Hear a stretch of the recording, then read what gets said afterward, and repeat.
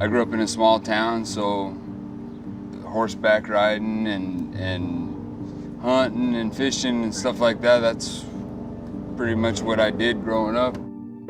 My life wasn't really that easygoing. My father was also an addict and an alcoholic. When my dad was sober, times were awesome. But when my dad was drunk or high, times were rough. He was very abusive, physical and verbal. I was diagnosed with ADHD and was put on Ritalin when I was about 10 or 11 years old. That led to my meth addiction. Like, I'd end up going to like juvenile detention, or I was in a boys ranch for about a year and a half.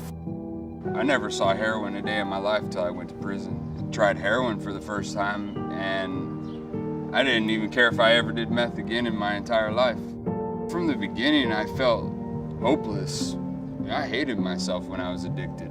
I hated the way that I felt. I hated the things that I did.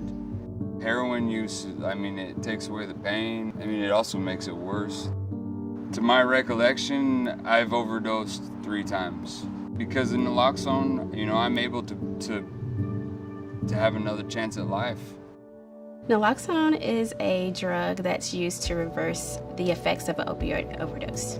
So if you ever find a loved one or a friend unresponsive, the thing to do would be ask them, are they okay? You know, probably try shouting their name, you know, just to see if they can wake up, because it could be a possible opioid overdose.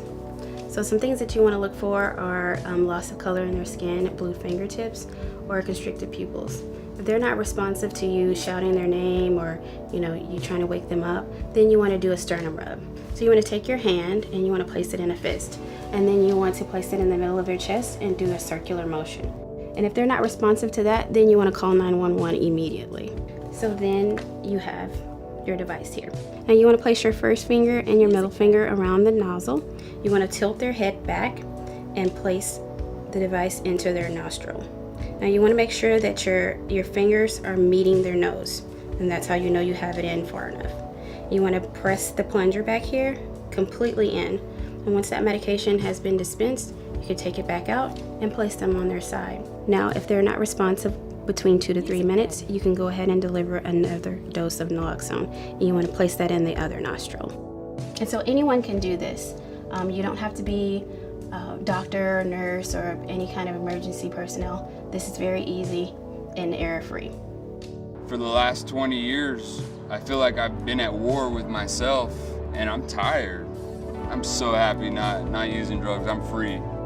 Art is my passion. I've been drawing pretty much my whole entire life. I have a lot of hope for the future. I do think Naloxone has given me that chance on life. Without that, I wouldn't be here. Naloxone can save lives, whether it's yours or somebody that you're around. I would definitely encourage family and friends to learn how to use Naloxone, because they could save a life.